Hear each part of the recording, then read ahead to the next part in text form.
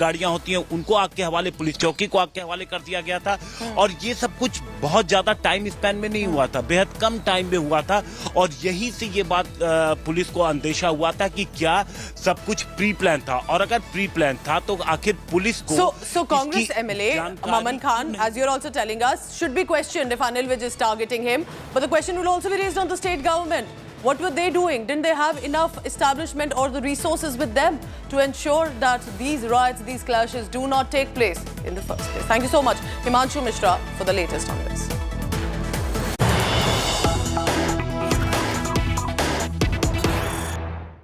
The Central Bureau of Investigation has now filed an FIR. This is with regard to the minority scholarship schemes. We are being told that on the allegations of the alleged irregularities in the minority scholarship scheme, on the reference from the Ministry of Minority Affairs, CBI has initiated a preliminary inquiry. And on further complaint from the ministry, CBI had registered FIR to probe misappropriation of funds in 3 scholarship schemes. So there were scholarship schemes that appear to have had some sort of funding irregularities.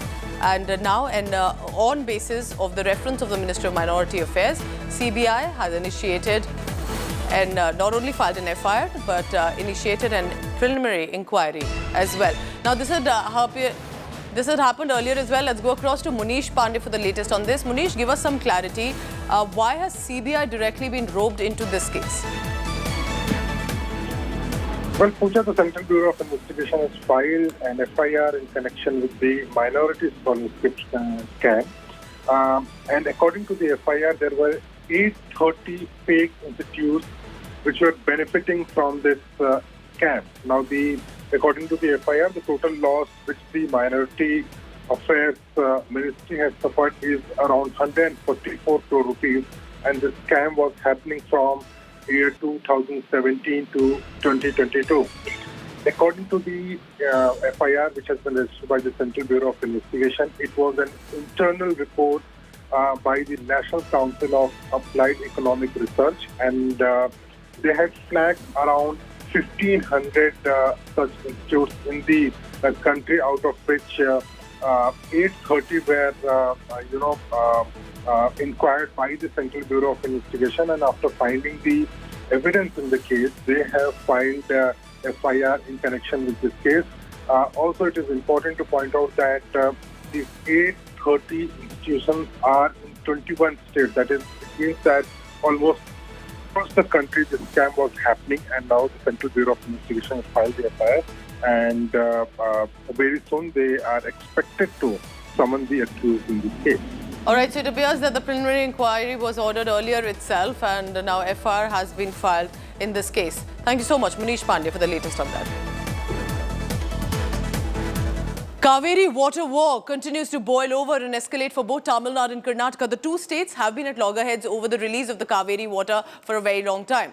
Karnataka Deputy Chief Minister D.K. Shivkumar has passed an order to release 5,000 cusecs of Cauvery water to Biligundlu in Tamil Nadu. BJP, on the other hand, claims no water will be left then for Karnataka after this. Following the decision, farmers even staged a protest and a silent protest at the KRS Dam. Farmers conveyed discontent, alleging that this is government's disregard for their farming needs too. Meanwhile, Tamil Nadu Minister Durai Murugan claimed Tamil Nadu requested for release of 24,000 cusecs of water, but Karnataka decided to release only 5,000. He further said the state has now approached the Supreme Court again.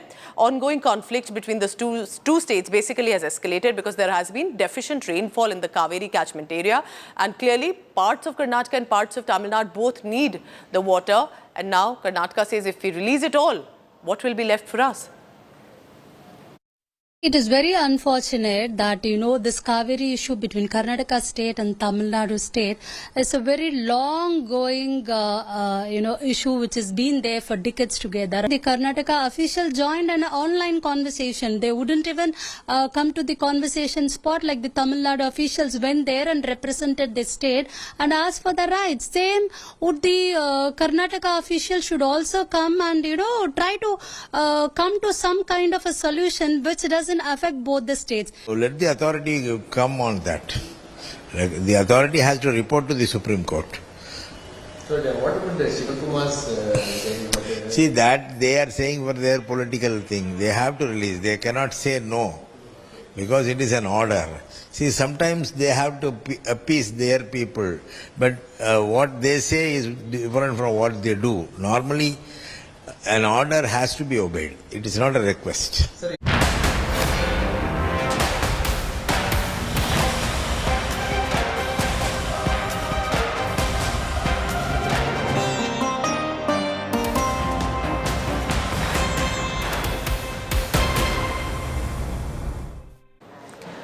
The G20 summit set to be hosted by India is barely a week away. New Delhi is the chosen venue. And of course, it's gearing up with regard to, as you can see, it looks a lot different. Of course, Delhi has been green already, but there is a lot of makeover that has come in terms of the sculptures that have been set up and the makeover that has been specifically in the central Delhi part where the venue of the G20 summit is. Now, of course, we are expecting delegates from about, remember, world nations that are going to come forward, and a lot of arrangements have been made as well. Take a look at this report about which hotels are going to be all booked out. We are told all luxury hotels will be booked out in the next 1 week. There are luxury vehicles that have been made ready as well to welcome the delegates.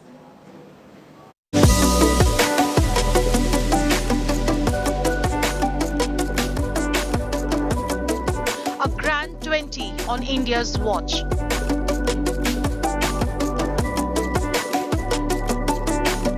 World's most powerful leaders to arrive in the capital as the summit approaches.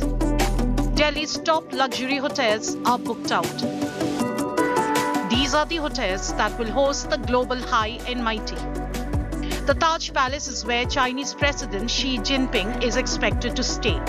Next door at the ITC Maurya, US President Joe Biden will be checking in. Lee Meridian will host UK Prime Minister Rishi Sunak. And Canada's Justin Trudeau will be at the Lalit. Not just hotels, top-of-the-line luxury cars are also ready and waiting. These cars will be used by VIPs and other dignitaries arriving for the G20 summit.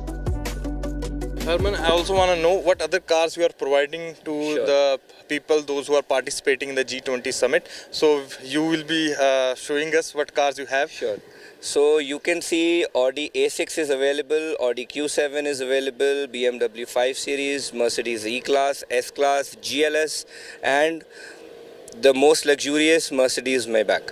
So these cars are available for G20 summit, and we specially bought some of the cars for G20, and we hope that it will make our country proud, and hopefully everything will go well. Even Delhi's famous street food is getting a taste of G20. Old Delhi, which has a spanking new look, is ready to dish out chaat and jalebis to G20 delegates.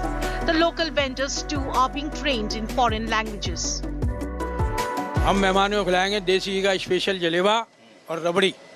हम चाहते हैं कि America के राष्ट्रपति John Biden और चीन के राष्ट्रपति ये आएं और इस प्रसाद को चखें। स्टॉल में होगा आपका आलू टिक्की होगा और आपका गोलगप्पे, चाट पापड़ी, उन्हें थोड़ा सा सैंपल के तौर पे टेस्ट कराया जाएगा, फिर उसके बाद में जो वो ऑर्डर देंगे वो दिया जाएगा। What exclusive collection you now have to offer for the foreign guests? First of all, we are very excited to welcome the G20 summit, and it's a big moment for India. We are hosting it, and we have made a very good collection of Indo-Western, contemporary, Indian style, Western style, and we'll be very happy if the delegates and their wives, respected friends and everyone come to Chandni Chowk. This is the oldest market, and we would not disappoint them. The capital is going green and clean in preparation for the mega diplomatic event. This stretch in the national capital that leads to and from the Indira Gandhi International Airport, the main point of entry for all the important dignitaries who will be arriving for the G20 in the national capital. You can see that this stretch has been beautifully decked up with lion statues, with fountains, and a very different range of plantation work. It's another week and we will be entering the G20 special week, and before that, these are the last minute final touches that are being given here at this stretch. Security forces are also on their toes. Delhi Commissioner of Police has prohibited flying of paragliders, paramotors, hang gliders over New Delhi. This is truly India's global moment, and nothing, absolutely nothing, is being left to chance. Bureau Report, India Today. From Delhi to Gurugram, luxury hotels have been booked out, luxury vehicles have been booked to welcome the delegates. What are the preparations like and which hotel is booked for which delegate? We have a special report here. Flavour tells you more about it. Now, Delhi has a huge number of excellent superstar deluxe luxury hotels, and they're all completely booked for all the biggies who are landing for the G20. Take, for instance, the Le Méridien Hotel. That's where British Prime Minister Rishi Sunak will be staying. You've got the Maurya Sheraton, where US President Joe Biden will be staying with his entire entourage. That's the Maurya Sheraton. Xi Jinping, the president of China, will be staying at the big Taj Palace Hotel. That's where the India Today conclave and many events are also held. The Lalit Hotel is where Justin Trudeau, the Canadian Prime Minister, and his entire contingent will be staying. Emmanuel Macron, the President of France, will be staying at the Lila Ambience Hotel in the national capital. All right, bringing you now a very special conversation. This is with actor Kriti Sanon. She, remember, has recently been awarded with the National Award Honour, and therefore speaking to India Today exclusively with Akshita Nandgopal, she tells us about the happiness that she feels and also a bit of pressure ever since. It's my absolute pleasure to be joined here on India Today by actor Kriti Sanon, who's just days ago been conferred with the National Award. Kriti, thank you very much for joining us on India Today. Congratulations to you. Well deserved, by the way, for your performance in the film Mimi. I want to understand your reaction. Has it sunk in yet, Kriti, that you won a National Award? You know, you've achieved so much already, Kriti, that I wonder what next now for you. Many actors strive and set the goal and benchmark at a national award. You've already gotten that. So what next for you? Can we expect maybe an Oscar?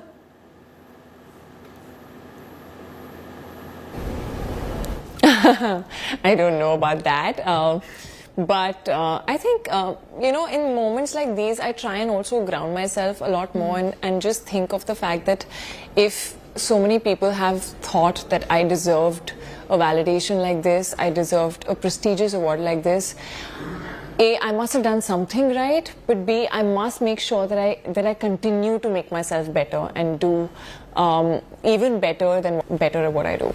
But does this also, in a way, Kriti, also mean that, you know, you set high expectations for yourself? Your benchmark now is right up there. Does the pressure mount on yourself in being more picky with your film roles and choosing what you do next very, very carefully? I don't want to take that pressure, honestly, but subconsciously, I think, yeah, I do realize that this is not a very...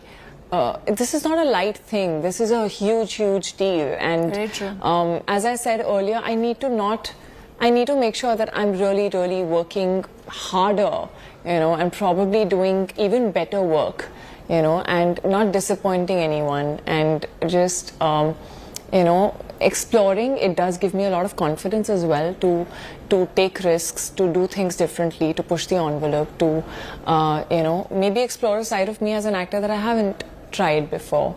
And yeah, that comes with validation, that comes with, you know, people believing in you, and that has happened, so I will definitely take more risks. You know, you say that at this point you believe only about 40 to 50% of your potential has been tapped into. So the best is yet to come, and we will be watching out for that. Very excited for it. Congratulations once again, Kriti, and thank you very much for taking the time out and joining us here on India Today. I know you have a very busy schedule, so I'll let you go for the moment. Time for a quick commercial break. When I return, a special sports news. India's blind women cricket team have won the World Games, and this is the first time, and they've scripted history as well with this.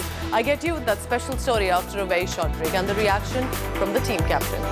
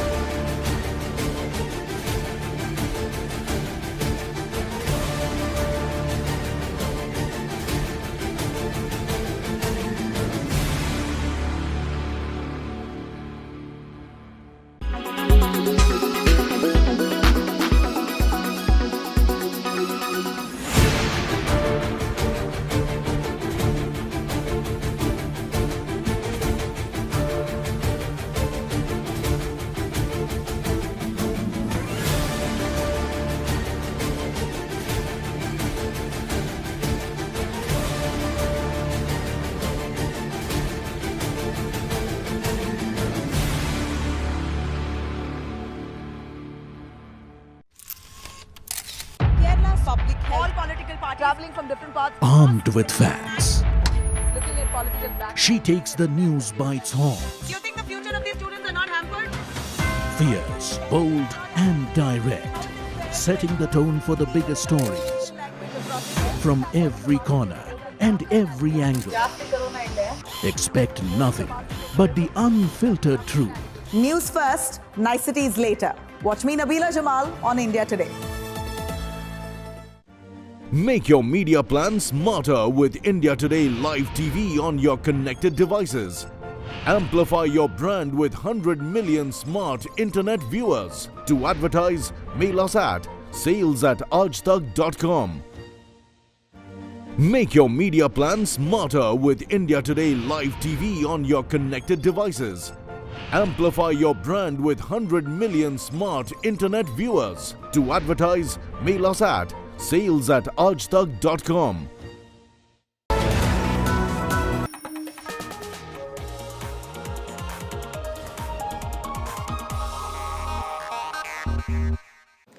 India's blind women cricket team scripted history in Ekbastion as they comfortably beat Australia in the final of the IPSA World Games. The Indian women team will go down as the first ever winners of the World Games. The captain is elated, a moment worth celebrating for the entire country. Here's a special report. Remember, it's the blind cricket team of India. The Indian women's cricket team created history in England,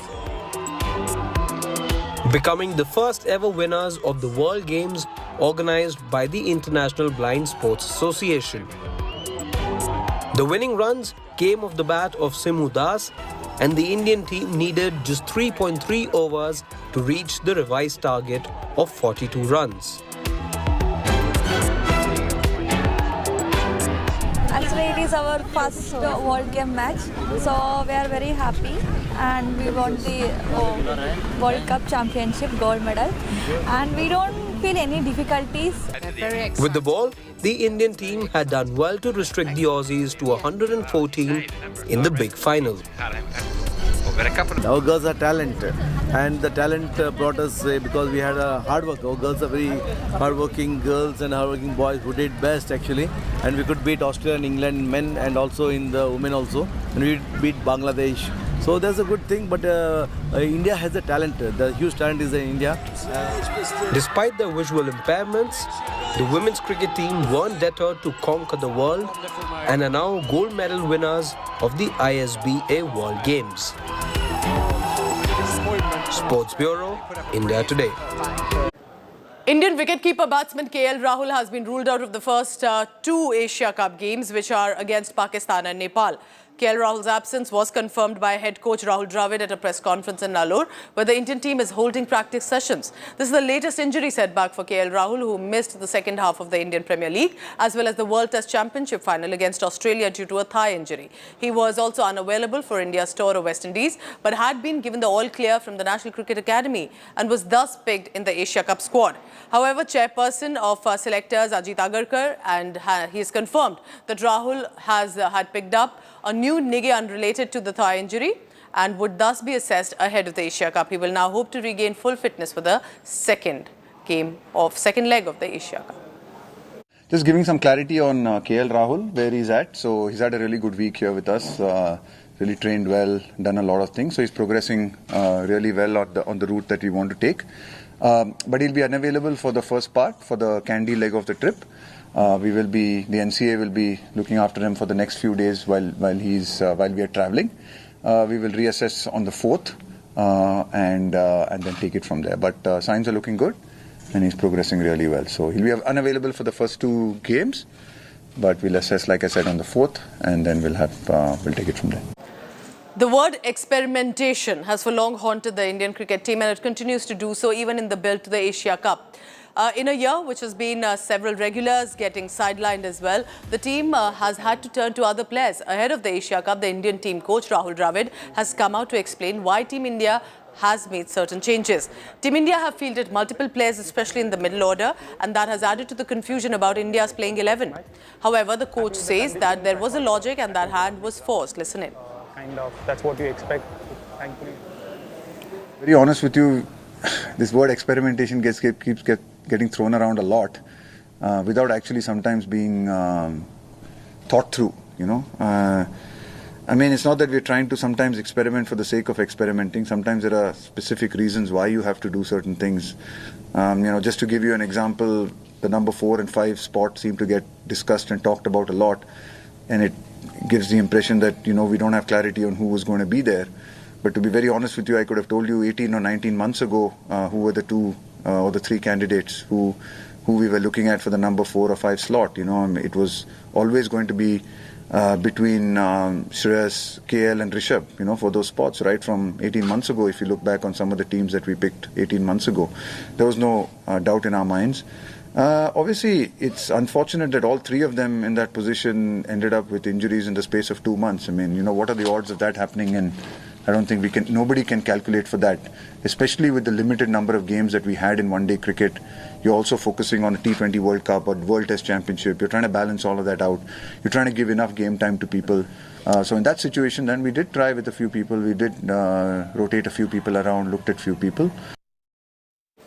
The Asia Cup, which is being looked at by many as the dress rehearsal for the year's World Cup, kickstarts in Pakistan today. Unlike last year, this year's edition of the tournament is being played in the 50-over format.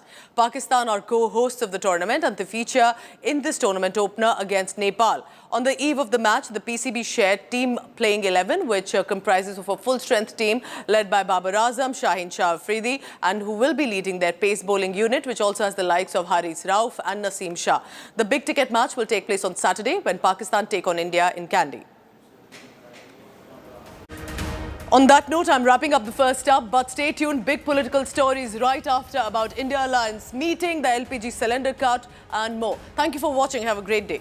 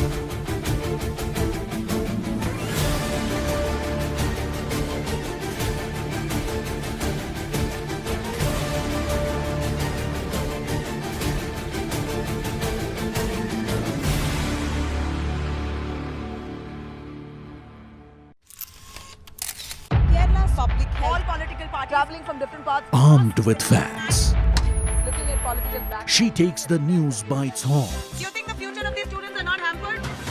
Fierce, bold and direct, setting the tone for the biggest stories. From every corner and every angle. Expect nothing but the unfiltered truth. News first, niceties later. Watch me, Nabila Jamal, on India Today.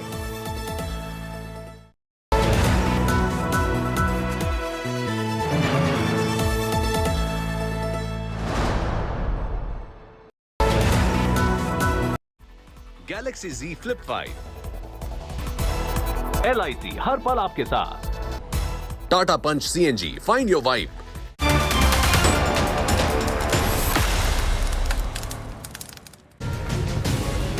Good morning and welcome. Thank you for tuning into India Today Television this morning. I'm Pooja Shali. Let's begin first with the headlines. LPG cylinders prices have been slashed and it's led to a political fire. Congress calls price cut as Chunavi gift. Mamata Banerjee, Tejashwi claim the impact of India bloc alliance meetings.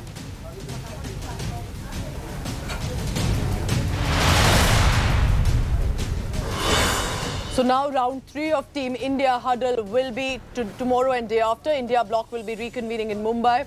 Seat sharing, alliance slogan will be on agenda, but the decision eventually about kaun banega Team India ka convener not yet decided.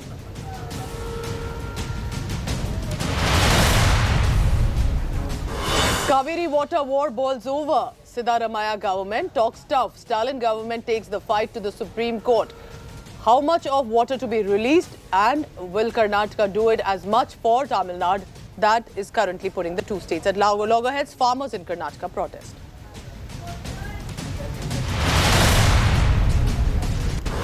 And just a week to go, the national capital Delhi gears up for the mega G20 summit. Top luxury hotels have been all booked out. Luxury vehicle cars have been ready for the VIPs and the delegates.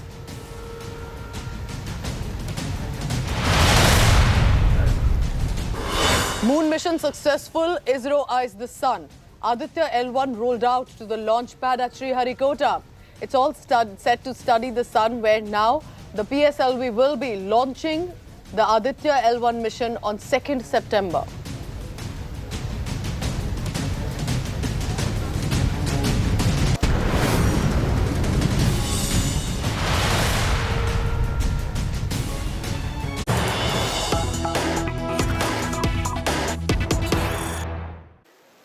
All right, big development coming in from the state of Haryana, where in Nu, remember, there had been massive communal violence and arson that was reported.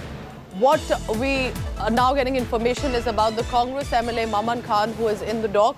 Cops have sent a notice to Congress MLA Maman Khan to be questioned now over the violence in Nu. There's been a big allegation by Haryana Home Minister Anil Vij, saying that Congress MLA had allegedly visited the exact spots where the riots and the communal violence took place, and he visited before the violence had started. He visited a day and two prior to the violence that was organized. Anil Vij said Maman Khan visited every riot zone before the yatra. People from Rajasthan also were allegedly called for the clashes. This has now become a big controversy, remember, while Haryana government is being asked and questioned, why did they ignore the intelligence inputs? Why did they not ensure that resources were put in place to avoid any of these riot-like situations? They say it was MLAs like that of the Congress, like Maman Khan, who had been instigating further. But first, let's listen in to what Anil Vij had to say.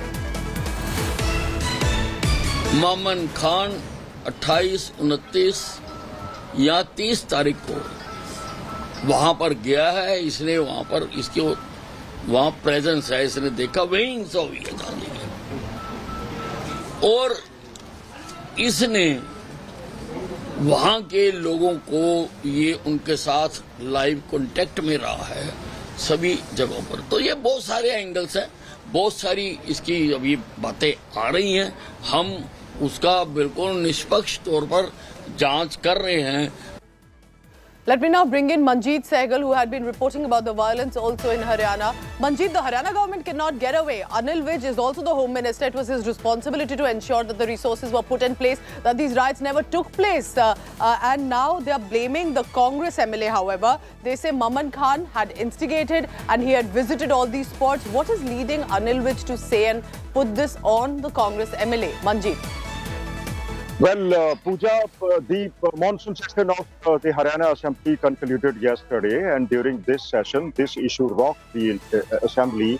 The Congress party had demanded an adjournment motion on this issue, but the state government shied away from discussing this issue, saying that the matter was sub judice and it was being heard in the Punjab and Haryana High Court, but the opposition maintained that only a part of the case, that is the demolitions ordered by the Haryana government, were being heard by the Haryana court, and the other issues like the failure of the state's security wing, the CID, and the other things, and the lapses in the security can be discussed. So this issue rocked in the Assembly. But as far as the case against Maman Khan and his summoning by the police is concerned, The questioning of over 200 supporters of Maman Khan has established that he had some connection with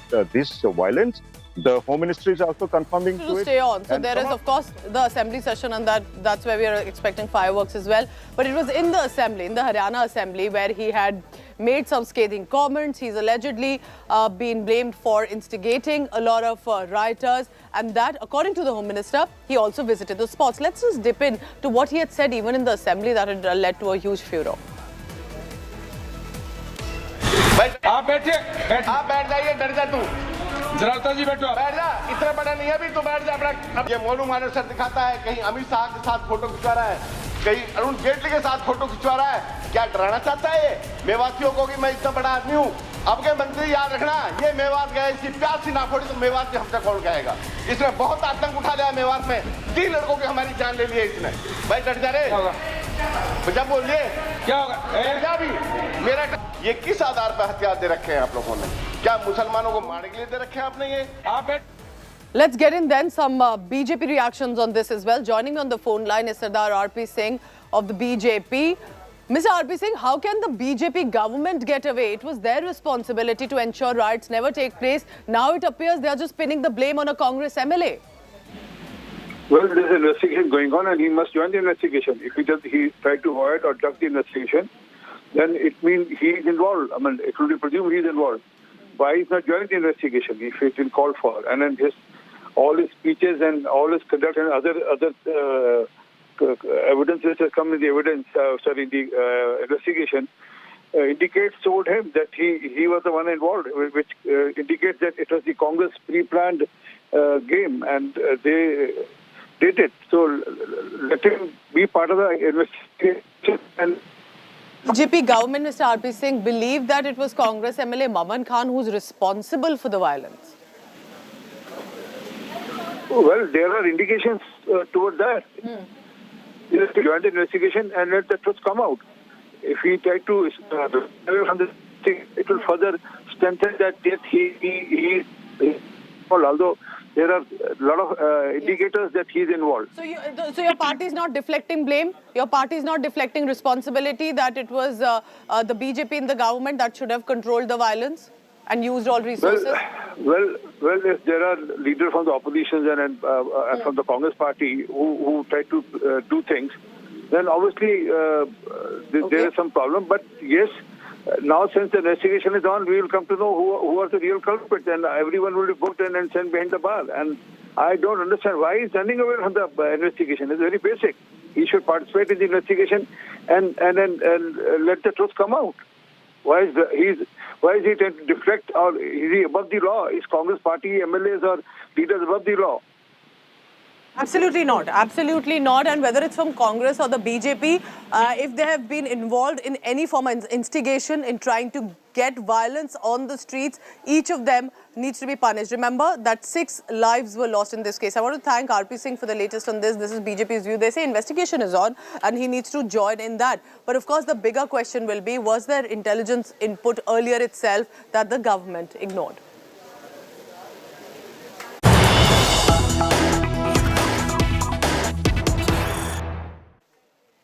There's been a shootout in Delhi's Bhajanpura and we are hearing of casualties as well. That's a disturbing incident that's taken place. 5 bike-borne men opened fire in Delhi. 1 man killed, 1 seriously injured in the firing. Cops are scanning CCTV to trace the killers. Reason behind the murder not known yet. You're looking at visuals from Bhajanpura and we are being told that 5 bike-borne men opened fire in Delhi. 1 man has lost life while 1 is seriously injured in the firing. Cops are now scanning the CCTV footage for the details to trace the killers. The reason behind the murder is not yet known. Take a look at this ground report sent in by my colleague and the police reactions. What are the senior police officials saying on this? राजधानी दिल्ली के उत्तर पूर्वी जिले के थाना भजनपुरा इलाके की गली number 8 Subhash विहार में उस वक्त अफरा तफरी मच गई जब एक मामा और भांजे को अज्ञात बदमाशों ने सर में गोली मार दी। बताया जा रहा है कि इस पूरे हादसे में हरप्रीत गिल जो कि भांजा है उसकी मौत हो जाती है और उसका जो मामा है वो फिलहाल गंभीर रूप से घायल हैं और उनको जीटीबी अस्पताल में रेफ़र कर दिया गया है। जिले के आला अधिकारी जॉय ट्रिकी साहब की अगर माने तो फिलहाल जो है तफ्तीश चल रही है कि आखिर ये लोग कौन थे मारने वाले, और आसपास के सीसीटीवी कैमरे खंगाले जा रहे हैं, इनकी पहचान की जाएगी कि क्या बात हुई। मेरे बच्चों को भी आवाज़ आई, मुझे भी आवाज़ आई, और ये हमारी खिड़की है, यहीं से मेरी मिसेज ने भी देखा है। तो वो लड़का बेचारा यहाँ गिरा हुआ था, और जो साथ में उसके लड़का था वो उसको हिला रहा था और ज़ोर ज़ोर से बोल रहा था कि भाई कोई कॉल कर दो। तो यहाँ से हमने 3-4 जनों ने 100 नंबर को कॉल करी अलग अलग, पहली कॉल मैं नहीं करी थी। तो ये 2 मामा भांजा जैसे आपने बताया, ये लोग 2 व्हीलर पे थे, बाइक पे थे, और अभी हम लोग इसकी तहकीकात करें। लग रहा है कि 4-5 लड़के थे जो कि 2 2 व्हीलर में इनके पीछे पीछे आए हैं, और कुछ इनकी कहासुनी हुई है। उसके बाद फायरिंग का इंसिडेंट हुआ है। दोनों जो विक्टिम हैं, दोनों के सिर पे लगी है। एक की डेथ हो गई है और एक अभी रेफर किया, उनको LNJP लेके जा रहे हैं। My colleague Himanshu Mishra is joining me this morning to tell us more about it. Himanshu, Bhajanpura area किस तरफ पड़ता है दिल्ली शहर में, और क्या ये हादसा हुआ? कोई आपसी रंजिश थी? किस तरह से पुलिस को कोई रीजन मिल पा रहा है इस मर्डर के लिए? बिकॉज ये तो डायरेक्ट एक तरह से सवाल उठता है लॉ एंड ऑर्डर पे। अगर 5 बाइक बोर्ड मैन ये मान के चलते हैं कि वो किसी को जान से मार देंगे और पकड़े भी नहीं जाएंगे, then this raises a lot of issues. बिल्कुल, और ये देखिए नॉर्थ ईस्ट दिल्ली का इलाका है, जो भजनपुरा है, नॉर्थ ईस्ट दिल्ली का इलाका है, बेहद सेंसिटिव इलाका है, इसलिए यहाँ पर पुलिस राउंड द क्लॉक नजर रखती है, उसके बावजूद ये वारदात हो जाती है। और दूसरी चीज जो अब तक इंफॉर्मेशन मिली है कि कोई प्रोवोकेशन नहीं था, अभी तक पुलिस को कोई पुराना कनेक्शन नहीं मिल रहा। परिवार वालों से भी पुलिस ने बातचीत की है, लेकिन कोई ऐसी रंजिश की बात भी नहीं आ रही है, लूटपाट भी नहीं हुई। जो पुलिस को अब तक इन्वेस्टिगेशन में पता चला है कि हरप्रीत और गोविंद दोनों लोग जब बाइक से जा रहे थे और 8 नंबर गली के पास पहुंचते हैं, तभी एक स्कूटी और एक बाइक जिसपे 5 लोग थे, बाइक पर 3 लोग थे, स्कूटी पर 2 लोग थे, वो अचानक से आते हैं और बाइक के आगे लगा देते हैं, बाइक रुक जाती है और बेहद करीब से सिर में गोली मारते हैं।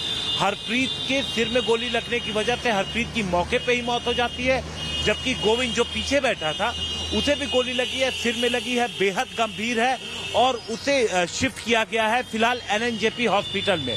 अब पुलिस के सामने 2 चीजें हैं, एक तो पुलिस उन आरोपियों की पहचान करने में जुटी है क्योंकि बाइक थी और एक स्कूटी थी, इसलिए आसपास के तमाम CCTV फुटेज के मदद से उनकी पहचान की जा रही है।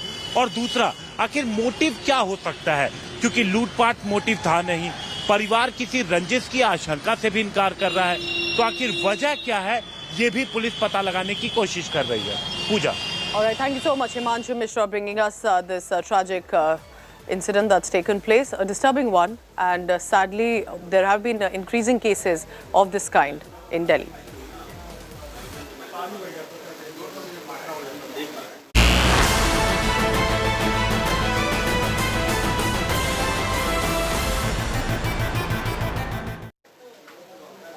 The price of LPG cylinder was slashed by 200 rupees by government at the centre. It was slashed further by 200 rupees if you are a Ujjwala beneficiary. What did that mean? It led to a full-blown political fire. This when, remember, Prime Minister Modi called it a Raksha Bandhan gift. Opposition called it immediately the Jumla ahead of elections. Prime Minister Modi hailed the move and said that because it's the festival of Raksha Bandhan, it's a day to increase happiness in our families and household. The price cut will benefit sisters of our country and make their life easier. But Team India bloc immediately upped the ante against the centre over this decision, calling it an election gimmick. Congress took a dig at Modi government.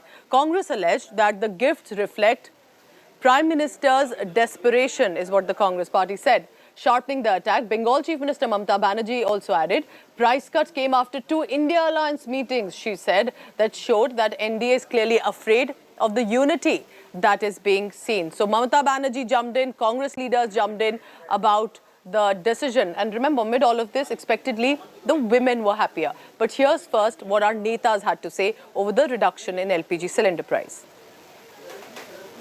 Rakshabandhan की पूर्व संध्या पर एक ऐतिहासिक और अभिनंदनीय निर्णय लिया है, जिसके तहत उज्ज्वला योजना के लाभार्थियों को प्रति सिलेंडर 200 रुपये की छूट और 75 लाख नए कनेक्शन देने की घोषणा यह सर्वथा उचित और अभिनंदनीय निर्णय है। देखिए, ओणम और रक्षा बंधन के पावन अवसर पर ये त्योहार खुशियों भरा हो, बहनों के जीवन में और खुशियां आए, तो भाई नरेंद्र मोदी जी ने प्रधानमंत्री के रूप में 200 रुपये गैस के सिलेंडर की कीमतों को कम किया है। 1100 रुपये में मिलने वाला सिलेंडर अब 900 रुपये में मिलेगा और 75 लाख नए सिलेंडर उज्ज्वला योजना के अंतर्गत देश भर में बहनों को दिए जाएंगे और उनसे कोई पैसा नहीं लिया जाएगा। महिलाओं को राहत है, बड़ी राहत है, क्योंकि वो सब मेहनती महिलाएं जो घर बार संभालती हैं, तो छोटे छोटे चीज़ों से भी बहुत फर्क पड़ता है और ये बड़ा उनके लिए एक जो समय है वो आसान हो। घर परिवार खास तौर पे कोविड के बाद जो है तकलीफें सभी की हैं, धीरे धीरे अमृत वर्षा की वर्षा सबको मिले। 1150 रुपए के आसपास देश में सिलेंडर मिलता है। 200 के बाद भी वो कितने का हुआ? 950 का। और राजस्थान में 74 लाख परिवारों को 500 के अंदर गैस का सिलेंडर मिल रहा है।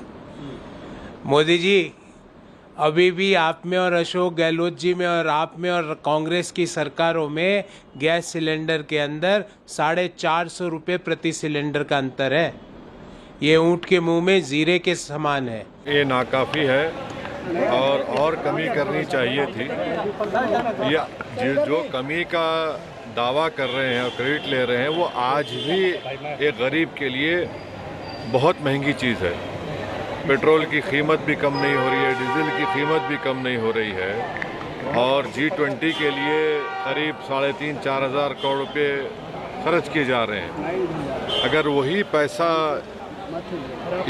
गैस सिलेंडर में दिया जाता तो गैस सिलेंडर 300 रुपये में आ जाता। अरे जुमले का सरकार है, 200 से क्या होने वाला है इस देश में? आप 500 नहीं और कम करना चाहिए था। हमारी जब सरकार थी तो 400 रुपया सिलेंडर था, अभी 1150 है। 200 कम करने से क्या, किस बहन को इसके 200 रुपये बचा के 500-700 कम करने चाहिए थे। और ये सारे इलेक्शन का जुमला है। अभी आ गया इलेक्शन, इसलिए 4.5 साल इनको नहीं सोचा कि महंगाई है और कर्नाटका के लोगों ने इनको रिजेक्ट किया महंगाई के कारण, बेरोजगार के कारण, इसलिए केंद्र सरकार डरी हुई है। After 6 months after the elections are over and when the BJP comes back to power, it will be increased to 400 rupees because they do everything having elections in mind. They are not for the people. Even the petrol price, the rise of petroleum products are only because to support the private players, because they are selling it at a higher price, and if the government sells it at a lower price, they will be affected. They don't bother about the common man. They bother about the Gujarati rich people. Amit Bhardwaj joins me live in this telecast. Amit, just a day to go for the India meeting. That's the third meeting to take place in Mumbai. And they already want to believe that they are the reason that the BJP and the government is basically afraid of them. And that's the reason that they are slashing the LPG cylinder prices. How do you think this political fire is going to continue? Do you think LPG cylinders could become a big issue, specifically ahead of elections? Well, Pooja, you know, inflation has been the weaker nerve of the Modi government. Yes. At least that's what the surveys have been reflecting on. Possibly the government must have realized this as well, and that is why this decision has been taken to give some sense of relief to the households at large. Because remember, when the LPG gas prices for domestic use goes down, it is an overall impact on the entire household. It does not remains limited to the women of the household or the earning members the household. Rather, it impacts the entire budgetary allocation of any household. So in that sense and in that manner, when the government is claiming, the central government is claiming that it is Prime Minister Narendra Modi's gift to his sisters across the country, the BJP will certainly want to pat its back, because this is going to give a sense of relief to its voters and also those who do not vote for the BJP. But on the other side, definitely the opposition parties are doing what they are supposed to do, training guns at the central government. You have Mamata Banerjee of the Trinamool Congress, TMC Supremo, saying that just after 2 meetings of the India bloc, the Modi government is under pressure, and because of this, the LPG prices have been slashed. Because amid these charges that are being thrown at by the India Alliance on the BJP leaders, on the government, let me take across to what the women have to say. Remember, because women, amid all of this political showdown, will be happy. The prices have been cut at a time when there is a festive season that's on. 200 rupees, one, and then additional 200 if these women or the families are Ujjwal beneficiaries. Hear what the women are saying. आज हमारे प्रधानमंत्री जी ने 200 रुपए cylinder जो है वो bumper offer सभी गृहिणियों को आज राखी के उपलक्ष्य पर दिया है। और देखा जाए कि जो गृहिणियां हैं वो छोटा छोटा जो अपना घर का खर्चा है उसको कम करने की कोशिश करती हैं कि वो अपना घर का जो निर्वाह है बहुत अच्छी तरीके से चला ले। तो आज आप ये देखिए 200 रुपए जो आज फायदा हुआ है हर एक गृहिणी को, उनके लिए तो एक सोने का सुहागा काम हो गया, कोई रक्षाबंधन भी होगी, ऊपर से जो ये उपहार मिल गया उससे और खुशी मिल गई। बहुत ज्यादा फायदा मिलेगा। और ये जो त्योहार है, ये एक हमारे जो प्रधानमंत्री हैं उन्होंने भाई का पूरी तरीके से फर्ज निभाया है। अपनी सारी बहनों को उन्होंने ये जो तोहफा दिया है, ये एक शुरुआत है विकास की। अबल की देखा जाए तो शुरुआत तो बहुत चीजों से मोदी जी पहले ही कर चुके हैं, बट उसमें जितने भी ऐड वो हमारे देश को और तरक्की की तरफ। Joining me now on the phone line is BJP leader Nalin Kohli for what the opposition has been saying about the government. Good morning, Mr. Nalin Kohli, because now the India Alliance has said that because they have been organizing united meetings is why your party in the government is scared and is afraid. Perhaps they will possibly be able to make a dent, and therefore these decisions to cut the LPG cylinder prices has been taken. What would you say to that? It's an incorrect narrative. In fact, almost a false narrative that the opposition parties are seeking to build. LPG prices, petrol prices, diesel prices, these are monitored as per a mechanism that exists. Prices go up according to that mechanism, prices come down according to that mechanism. When the government brings it down, then immediately the opposition will say, why did they do this? They are scared. When the prices go up as per the mechanism, then they will say that the government does not care. So this can't work both ways. This is a narrative of the choosing which is anti-poor.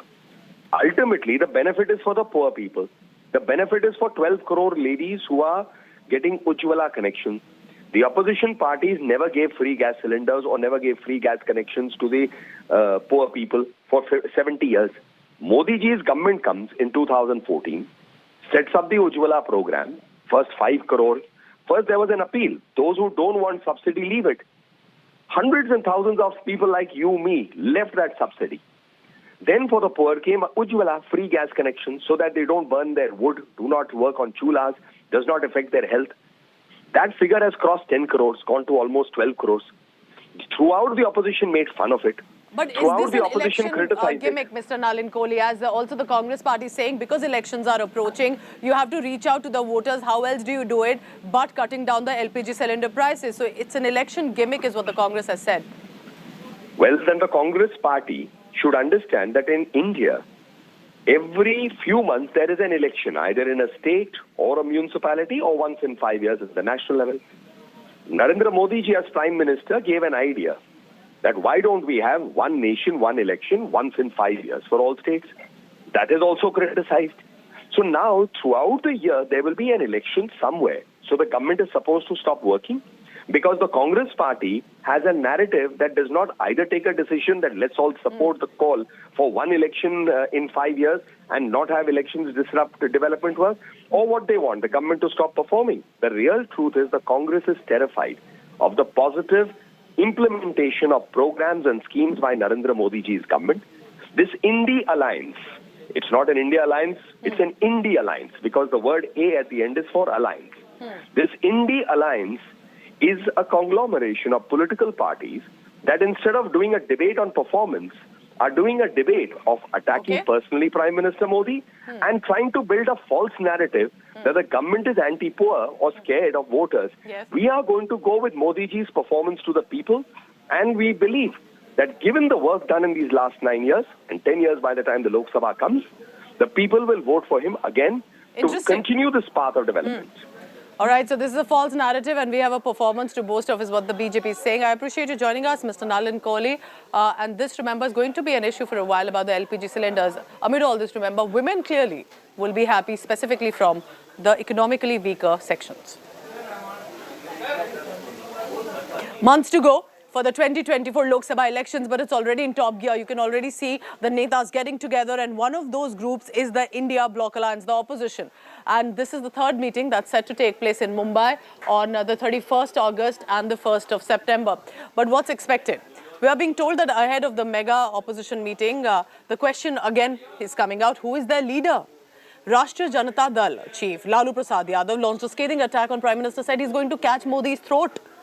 The question still not answered about who is the convener of this India alliance. Janata Dal United, the JDU has suggested Mallikarjun Kharge should take the role of being the national convener. Uddhav Thackeray's Sena has put forward Nitish Kumar's name.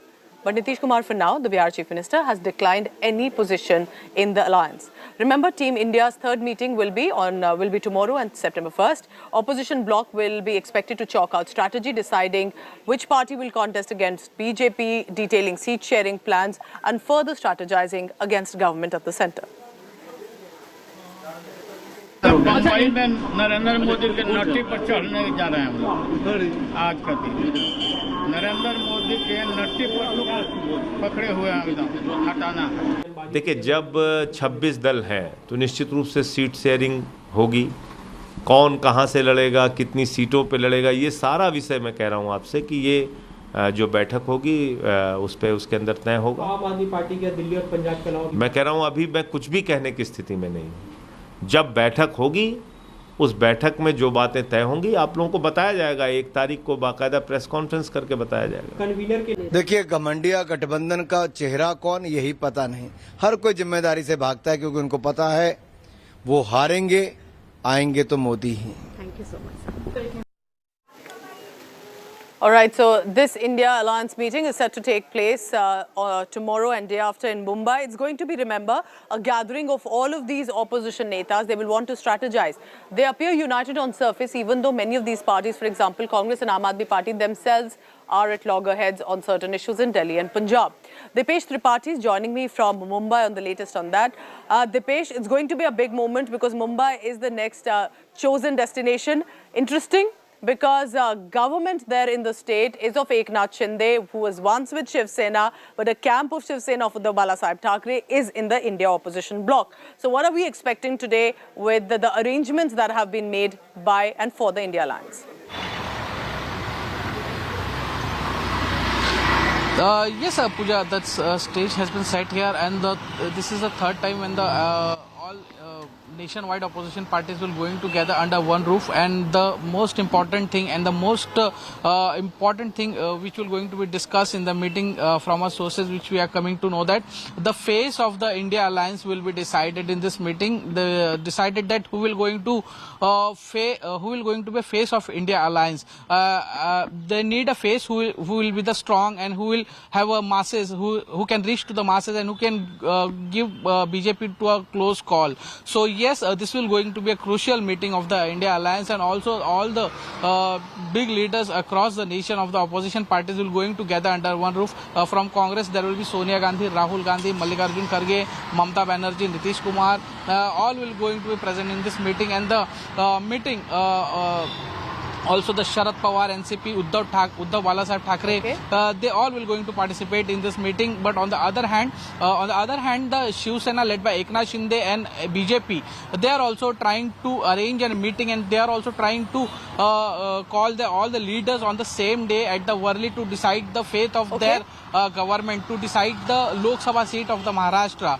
It's going to be a on the very same interesting day, day because it's in government of the Maharashtra. remember, there was Karnataka, there was Bihar. The state governments were a part of the India Alliance, but that's not the situation in Maharashtra. So there could be a lot of scathing comments and reactions as well expected tomorrow and day after. We'll be tracking that.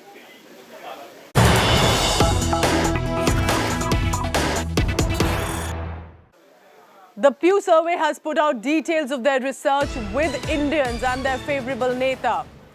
And their findings have said some 80% of Indians have a favourable view of Prime Minister Narendra Modi. About 8 in 10 Indians have a favourable view of Modi. Most of them see South Asian countries' global influence strengthening in recent years, according to this report by the Pew Research Centre. Just to give you a background about it, remember this is a non-partisan American think tank. It's based in Washington, D.C. and provides information on public opinion, demographic trends and social issues. I want to quickly go across to our Foreign Affairs editor, Geeta Mohan, for the latest on this. Geeta, do tell us about the findings that has come in from this American think tank about how and why do they think that Modi is favourable to Indians, and about 80% of them. Well, that's right. The research is in-depth, and like you said, Pew Research Centre comes up with these questionnaires, and gets responses in throngs on any subject. Now, the Pew Research Centre also did a survey on views of Indians and India's leaning across 23 countries. And in that also, it is the first ever to be held in South Asia, the G20 Summit. And the questions were asked about the international attention that is being drawn to India, and how do people view India in these 23 countries. And it seems quite positive. About 49% of the adults who held a favourable view of India, while a median of 34% have maybe unfavorable views. And if you look at the countries, most of them are very important, influential countries where the view of India has grown and changed. When it comes to Indians, about 80% is coming out in favor of the Indian Premier.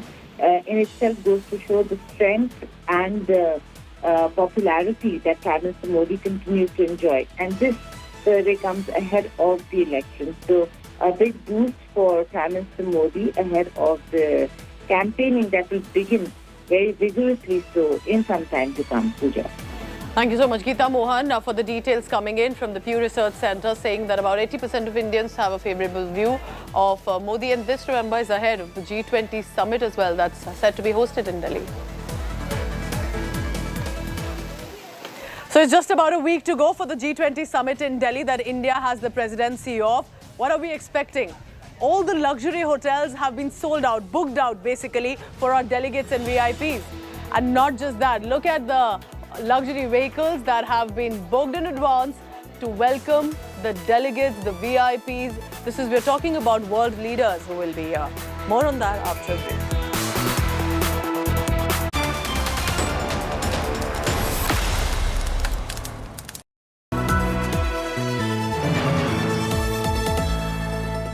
Once again, India Today wins Best Channel of the Year.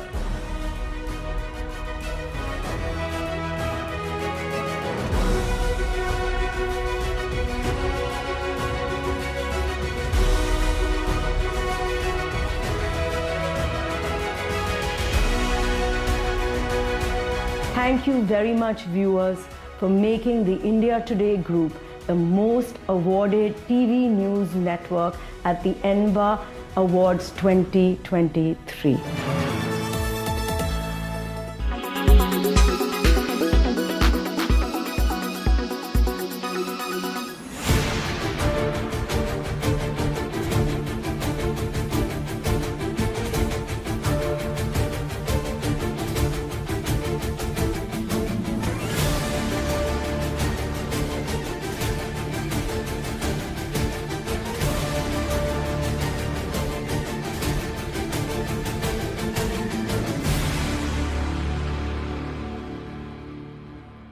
Air quality today. In Delhi, 124. In Mumbai, 96. In Kolkata, 162. In Bangalore, 32. In Chennai, 27. In Hyderabad, 113.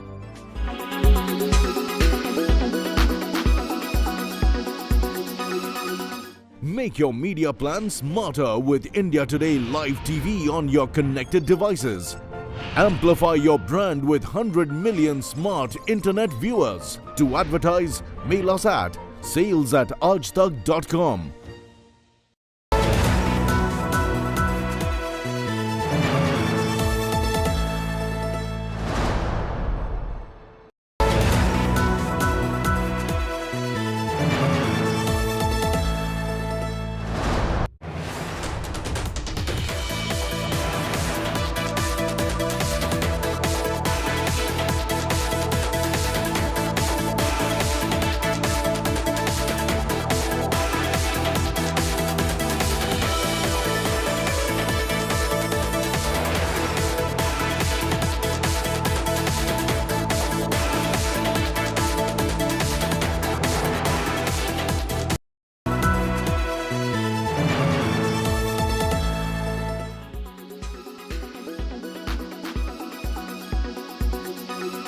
You saw the clothes, you saw the celebrities, you saw the jewelry. Time now for you to see footwear fashion and how to keep it dramatic this season. Here's a look.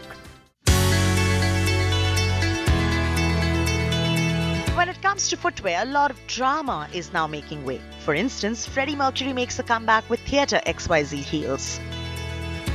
Harrison, Dark Horse, and this is the Theatre XYZ one. My favorite pick from their drama collection. It's got the boss-like appeal to it as well. Even the Harrison Cloud9 from the collection is now gender fluid and mainstream. Not just that, boots for all weather are here and they look chic. I'm a sucker for color. This monsoon and the monsoon footwear these days are coming in different colors and different patterns. I'm just loving every bit of it. Right from bubblegum smelling sandals to jelly shoes in all shapes and sizes and colors, monsoon shoes are sure having a moment. And if you have the courage to wear something different, try out these jelly ones from Melissa that are available in every color for different moods. And if you are the classy, safe type, your footwear can still have a lot of drama. These picks from OCD, especially the tap dancing Rebeccas or the dramatic Julies, come in with elegance in its own dramatic twist. It's a beautiful artisanal work of craftsmanship made by artisans of India. And just look at the kind of drama it is adding to my foot. While this season is all about adding drama, remember, wearing a story on your feet is all the 2023 footwear fashion is all about. In New Delhi, Chaiti Narula for India Today.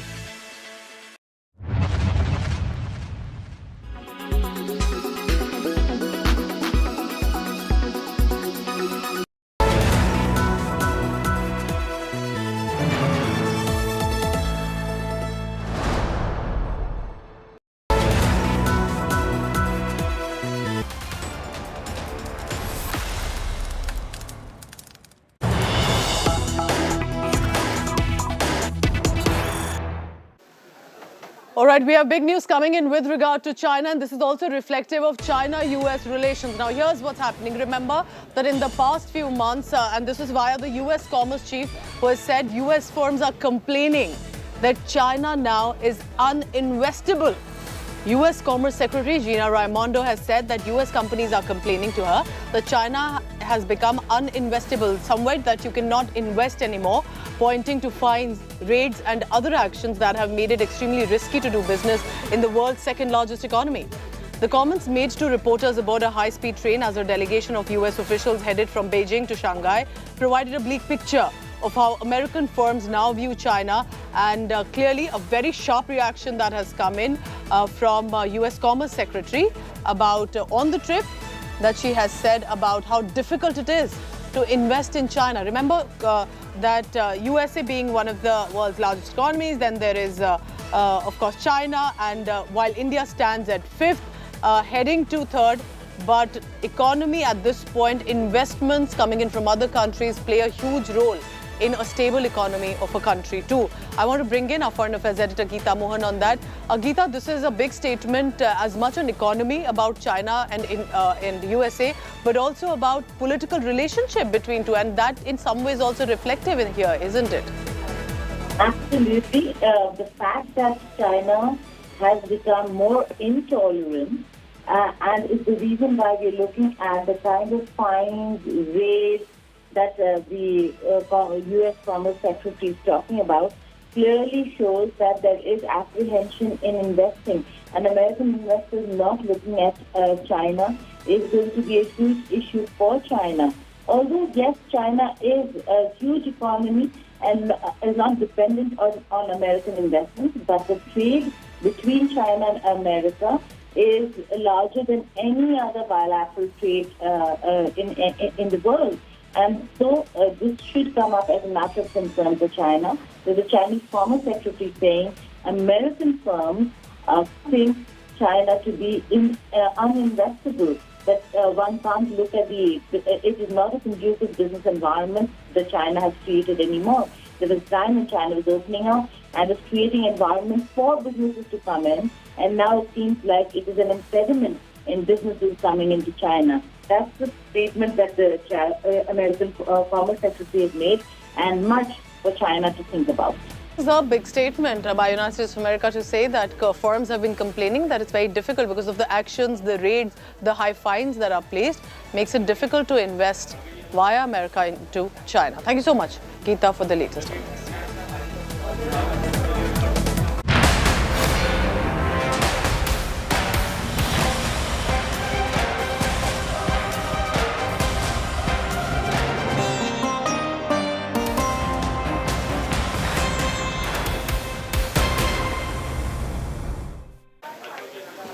Less than a week to go for the G20 Summit to be hosted by India. And what a proud moment, but also remember it's a lot of responsibility. This to ensure that in Delhi, when the world leaders, the delegates come, they are going to be receiving a welcome that they will remember. It's a responsibility as the leader of the Global South as well. So Delhi has always been a clean city, a green city, but it's definitely looking cleaner and greener in the central Delhi area specifically, where the venues have been located. A special report for you about which are the hotels, how prepared is Delhi, can we really host world leaders and delegates at this point?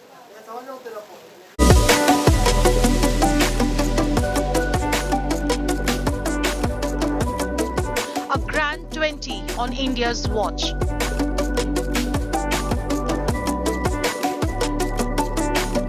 World's most powerful leaders to arrive in the capital as the summit approaches. Delhi's top luxury hotels are booked out. These are the hotels that will host the global high and mighty. The Taj Palace is where Chinese President Xi Jinping is expected to stay. Next door at the ITC Maurya, US President Joe Biden will be checking in. Le Méridien will host UK Prime Minister Rishi Sunak. And Canada's Justin Trudeau will be at the Lalit. Not just hotels, top-of-the-line luxury cars are also ready and waiting. These cars will be used by VIPs and other dignitaries arriving for the G20 Summit. Herman, I also want to know what other cars we are providing to the people, those who are participating in the G20 Summit. So you will be showing us what cars you have. Sure. So you can see Audi A6 is available, Audi Q7 is available, BMW 5 Series, Mercedes E-Class, S-Class, GLS, and the most luxurious Mercedes Maybach. So these cars are available for G20 Summit, and we specially bought some of the cars for G20, and we hope that it will make our country proud, and hopefully everything will go well. Even Delhi's famous street food is getting a taste of G20. Old Delhi, which has a spanking new look, is ready to dish out chaat and jalebis to G20 delegates. The local vendors too are being trained in foreign languages. हम मेहमानों को खिलाएंगे देसी का special जलेबा और रबड़ी। हम चाहते हैं कि अमेरिका के राष्ट्रपति जॉन बाइडेन और चीन के राष्ट्रपति ये आएँ और इस प्रसाद को चखें। स्टॉल में होगा आपका आलू टिक्की होगा और आपका गोलगप्पे, चाट पापड़ी, उन्हें थोड़ा सा सैंपल के तौर पे टेस्ट कराया जाएगा, फिर उसके बाद में जो वो ऑर्डर देंगे वो दिया जाएगा. What exclusive collection you now have to offer for the foreign guests? First of all, we are very excited to welcome the G20 Summit, and it's a big moment for India. We are hosting it, and we have made a very good collection of Indo-Western, contemporary, Indian style, Western style, and we'll be very happy if the delegates and their wives, respected friends and everyone come to Chandni Chowk. This is the oldest market, and we would not disappoint them. The capital is going green and clean in preparation for the mega diplomatic event.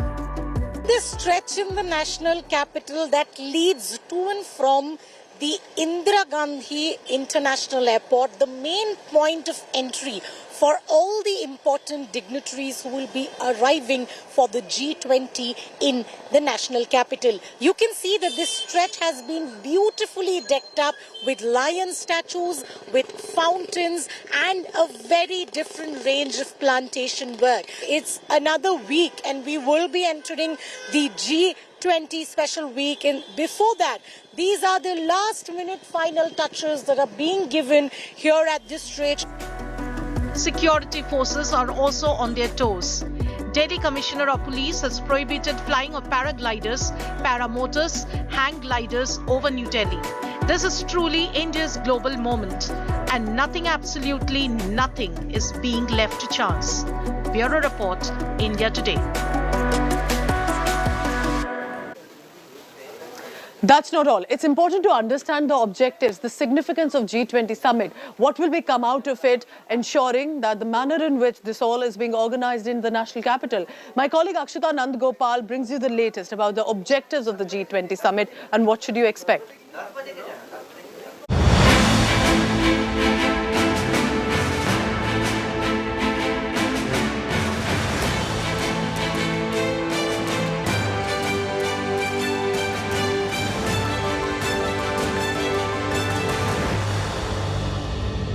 The G20, or Group of 20, is a crucial bloc of nations formed in 1999 in response to several economic crises, particularly the South Asian economic crisis. Essentially, it was the G7 which was expanded to G20. The richest countries roped in the emerging economies as well to share the burden of the crisis. 19 countries and the European Union make up the G20. Besides India, Argentina, Australia, Brazil, Canada, China, France, Germany, Indonesia, Italy, Japan, Mexico, Russia, Saudi Arabia, South Korea, South Africa, Turkey, America, and the United Kingdom are a part of the G20. Now, this intergovernmental forum is a very crucial one. Between these countries I listed, 80% of the gross world product, 75% of international trade, and 2/3 of the global population is covered. This is a trade bloc, which means that the focus is largely on international economic and financial issues. Here are the stated objectives of the G20. First, policy coordination between its members in order to achieve global economic stability and sustainable growth. Second, to promote financial regulations that reduce risks and prevent future financial crises. And third, to create a new international financial architecture. The G20 operates without a permanent secretariat or staff. The chair rotates annually among the members and is selected from a different regional grouping of countries. The chair is part of a revolving 3-member management group of past, present and future chairs referred to as the Troika. So currently, the G20 chair or the presidency is with us, with India, handed to us during the Bali summit in November 2022. It was made official on December 1st, 2022. So India has now launched a website, taken over all digital platforms for the next 1 year of the G20, and is holding a slew of events to engage and ensure that this is a people's G20 as stated. India is hosting over 200 meetings in over 50 cities across 32 different work streams and will have the opportunity to offer G20 delegates and guests a glimpse of India's rich cultural heritage and provide them with a unique Indian experience.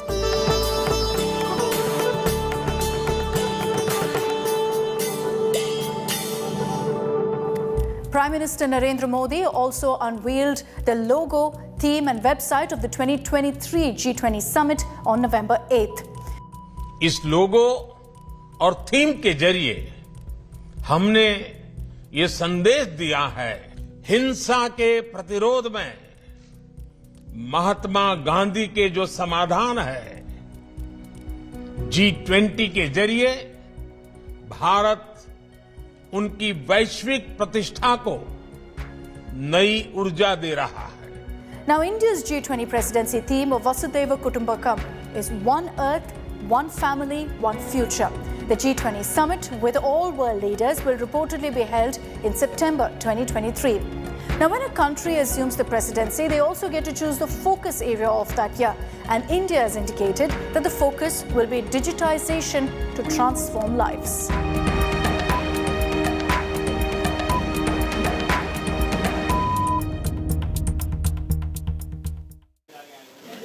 So the next week is going to be very busy with regard to specifically Delhi, when the world level delegates, the leaders start to arrive in our country. I'm heading into a very short break. While the G20 summit is happening in Delhi, India is heading to the sun now. We will not be, of course, landing on the sun this time, but studying sun's layers, corona and the atmosphere around. Because Aditya L1 mission has reached Sriharikota, and from where it will be launched via PSLV toward the sun on September 2nd. Let's get you that big mission after the moon mission success after a short break.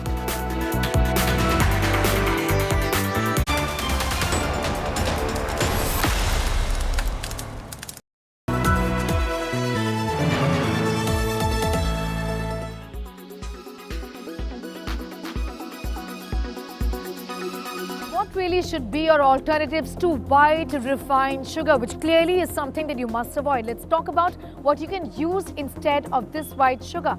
Number one, organic brown sugar. Organic, then all the very better, because this is extremely healthy. Now what it does essentially is that this is processed, but it is made in the most natural way to retain most of sugarcane's nutrition, and that's the reason why this should be an alternative. Coconut or palm sugar, again extremely healthy sources of sugar, which are alternatives as well, extracted from the flower buds of the coconut palm tree. The sugar has a mild caramel taste and can be used in a number of ways in your delicacies, also for daily consumption. Date sugar, extremely nutritious natural sweetener. Date sugar can be a great addition to your diet. This also is a good alternative. Jaggery or gur, as we know it, has got a world of benefits in terms of what it does to your body. Essentially, a lot of people have spoken about the fact that during pollution, you should be consuming a lot of gur. It's a great alternative to sugar. Also, the fact that it is rich in iron is really an added benefit and added advantage. Raw or unprocessed honey. This too is a great alternative. You can use it in various forms, like you use white refined sugar. It tastes extremely good as well.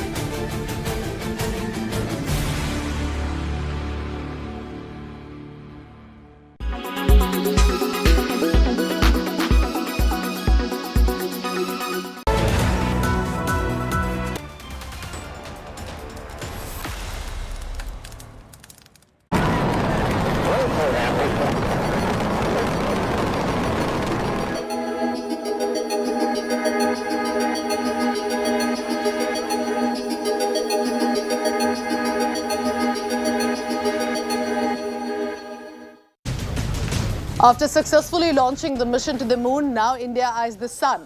You heard it right, because it's almost about to happen in the next 2 days. On September 2 is when Aditya L1 mission is going to be launched. We are ready. ISRO has decided to now observe the solar corona from a remote location at a Sun-Earth Lagrange point L1, which is about 1.5 million kilometers from Earth. ISRO has announced that its first solar mission, Aditya L1, will be launched at 11:50 a.m. from the Sriharikota Space Center. And the rocket on which it will be launched has reached Sriharikota. It is in the final stage now before the launch. The project will aim to provide unprecedented insight into the sun's behavior, its impact on space weather. This mission will also help us understand the changes in Earth's ecosystem. It will study the ice mass, vegetation biomass and sea level rise of Earth along with earthquakes, tsunami, volcanoes and landslide. So there are different factors, of course, involved. And this one, of course, is not about landing on the sun, but about its nearby atmosphere, the layers of corona that come in from the sun. All of this will be studied to help us understand sun, earth and space better. September 2nd is the chosen date. And with regard to that, remember now the PSLV rocket has reached the Sriharikota Space Center from where it will be launched.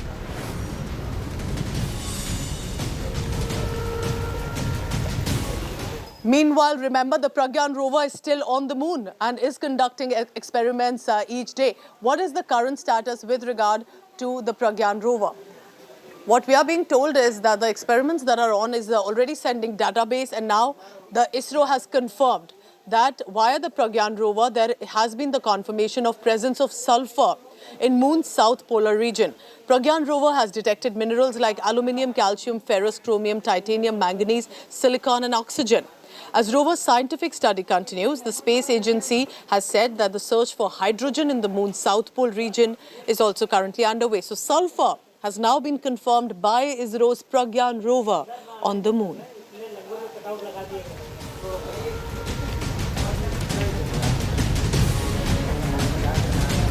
And while we are, of course, investigating and trying to get more database about the moon and even the sun in the next few months, today is also the festival of Raksha Bandhan. So coming back now to the earth, we'll tell you about this beautiful festival that is being celebrated. But if there are some soldiers who cannot return to family, they've found their families with the local residents.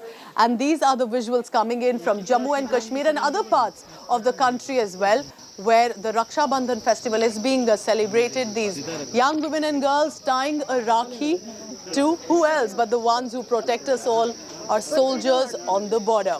In Jammu and Kashmir's Uri, the local girls celebrating Raksha Bandhan with border security force jawans at the line of control for protecting them from, of course, any dangerous situation. And these are the brothers coming to the rescue.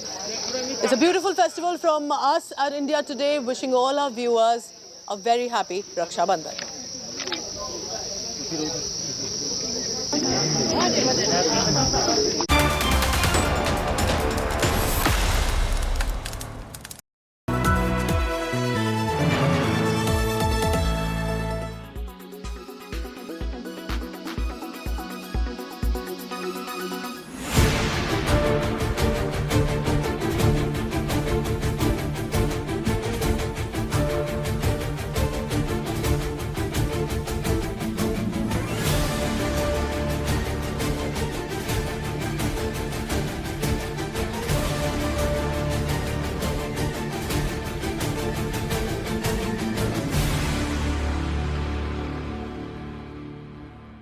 Weather forecast now. Delhi, maximum 39 and minimum 29 degrees. Mumbai, maximum 29 and minimum 26 degrees. Kolkata, maximum 35 and minimum 27 degrees.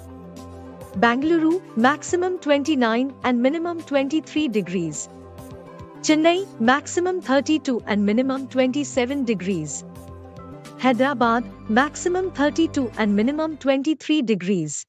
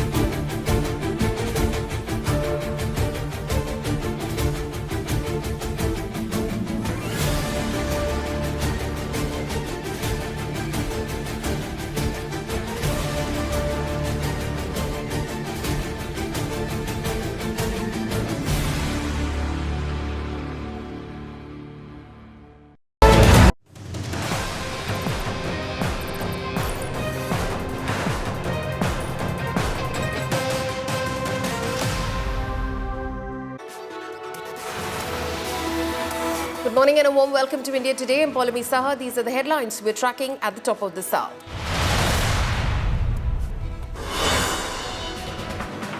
Pew Research says India trusts Prime Minister Modi, reveals 80% Indians have favourable view of Modi.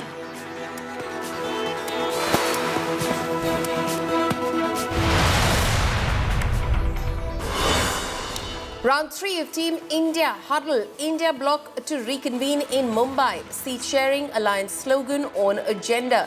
Decision on Kaun Banega Team India ka convener.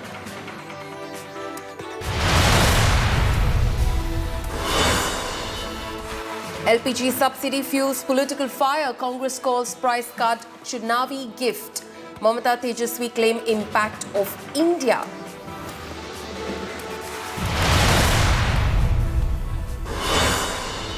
Congress MLA in the dock over new violence. Cops to grill Mamman Khan. Haryana Home Minister says Congress MLA visited riot spots before violence.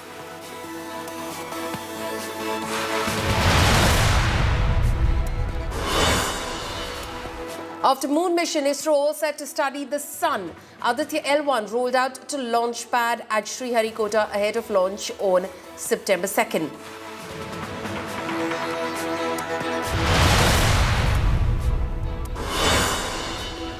US Commerce Secretary calls China uninvestable, says fines and raids make it tough to do business.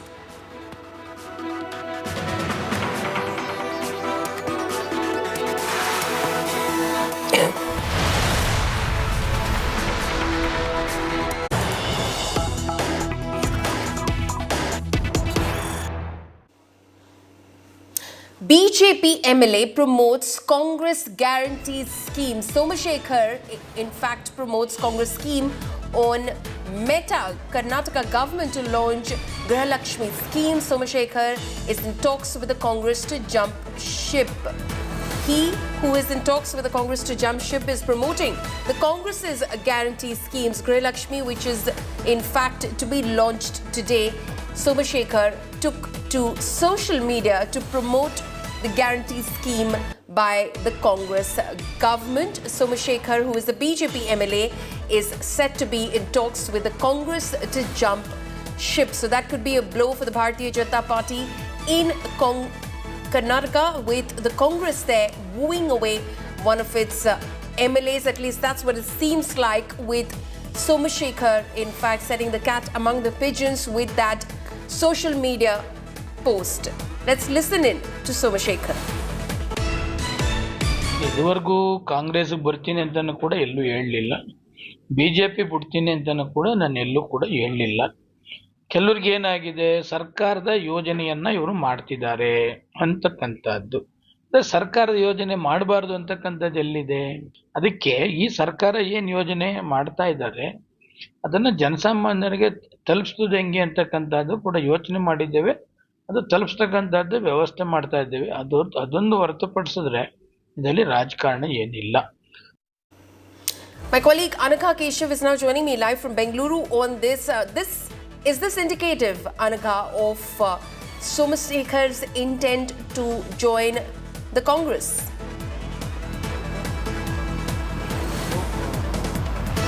Paulami, Somashekar used to be with Congress before. He was one of the turncoats who jumped ships and joined the BJP in the last assembly elections. And now sources are telling us that yes, he is eyeing a ticket in the Bengaluru North Assembly constituency. And keeping that in mind, he has been, he has been on the meeting run.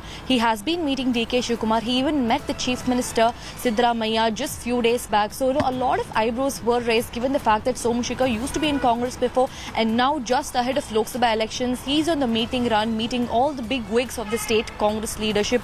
And now, to add fuel to the fire, he's even launching and promoting the Grihalakshmi scheme in his assembly constituency. He's the only BJP MLA to be doing so in his assembly constituency in Yashwantpur. He has organized various events and programs across all wards in Yashwantpur constituency, chairing meetings after meetings, raising awareness about the Grihalakshmi scheme and promoting this, because today simultaneously as we speak, an event is being held in Mysore with Rahul Rahul Gandhi and Mallikarjun Kharge, they are going to fly down in Delhi just this afternoon.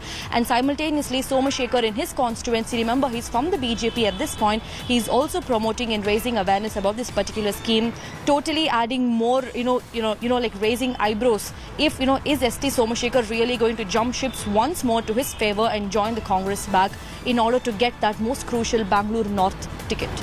Okay, that's very interesting. Annika, they're tracking all those developments there. You can see on your screens a BJP MLA promoting a Congress government guarantee scheme. Cauvery water war continues to escalate. Karnataka Deputy Chief Minister D.K. Shivkumar has passed an order to release 5,000 cusecs of Cauvery water to Biligundlu in Tamil Nadu. Now, BJP on the other hand claimed that no water will be left for Karnataka after this. Following this decision, farmers staged a silent protest at the KRS dam. Farmers conveyed their discontent, alleging the government's disregard for their needs. Now, cracks have started to appear within the Congress in Karnataka. Congress MLA Ravi Kumar has opposed the release of Cauvery water, adding he will go against his own government for his people. Meanwhile, Tamil Nadu Minister Durai Murugan has claimed that Tamil Nadu requested for the release of 24,000 cusecs of water, but Karnataka decided to release only 5,000 cusecs. He further said that the state has approached the Supreme Court on the issue. ಯಾವುದೇ ಕಾರಣಕ್ಕೂ ನೀರು ಬಿಡಬಾರ್ದು ಅಂತ ನನ್ನ ಒತ್ತಾಯ ಈಗ ನಾನು ಮೈಸೂರಿಗೆ ಹೋಗ್ತಾ ಇದ್ದೀನಿ. ಇಲ್ಲೇ ಮುಖ್ಯಮಂತ್ರಿಗಳು ಮತ್ತು ಉಪಮುಖ್ಯಮಂತ್ರಿಗಳಿದ್ದಾರೆ, ಅವ್ರನ್ನ ಭೇಟಿ ಮಾಡಿ ನನ್ನ ನಿಲುವನ್ನು ಅವ್ರಿಗೆ ತಿಳಿಸ್ತೀನಿ. ಅಲ್ಲ, ಫಸ್ಟ್ ಇನ್ನೂ ನೀರು ಬಿಟ್ಟಿಲ್ವಲ್ಲ, ಆಮೇಲೆ ನಾನು ಏನು ಮಾತಾಡ್ತೀನಿ. ಈಗ ಯಾವುದೇ ಕಾರಣಕ್ಕೂ ನಮ್ಮ ರೈತರಿಗೆ ನೀರಿಲ್ಲ, ಯಾವುದೇ ಕಾರಣಕ್ಕೂ ನೀರು ಬಿಡಬಾರ್ದು. ಅಲ್ಲ ಸರ್, ಈಗ ಬಿಟ್ರೆ ಅಂತ ಹೇಳ್ತಿದ್ರಲ್ಲ ಸರ್, ಈಗ ಆಕ್ಚುಲಿ ಜನರು ಕೂಡ ಅದ್ರ ಬಗ್ಗೆ ಅವರು ಏನ್ ಮಾಡಬೇಕು ಅನ್ನೋದನ್ನ ನಾನು ಜನರ ಪರ ಇರ್ತೀನಿ. ನಮ್ಮದೇ ಸರ್ಕಾರ ಇರಬಹುದು, ಬಟ್ ಜನ ಓಟ್ ಹಾಕಿರೋದಕ್ಕೆ ನಾನು MLA ಆಗಿರೋದು. ನಾನು ನಮ್ಮ ಮಂಡ್ಯ ರೈತರು ಜನರ ಪರ ಇರ್ತೀನಿ. ಇದರಲ್ಲಿ ಯಾವುದೇ ಕಾರಣಕ್ಕೂ ರಾಜಿ ಇಲ್ಲ. ನೀರು ಬಿಡಬಾರ್ದು ಅನ್ನೋದು ನನ್ನ ಒತ್ತಾಯ.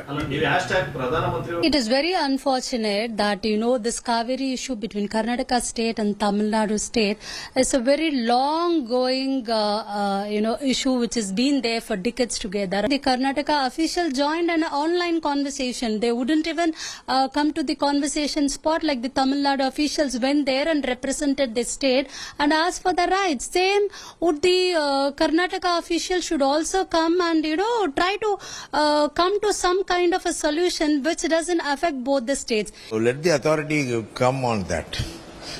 The authority has to report to the Supreme Court. So what about the Shivakumar's saying? See, that they are saying for their political thing. They have to release. They cannot say no because it is an order. See, sometimes they have to appease their people, but what they say is different from what they do. Normally, an order has to be obeyed. It is not a request.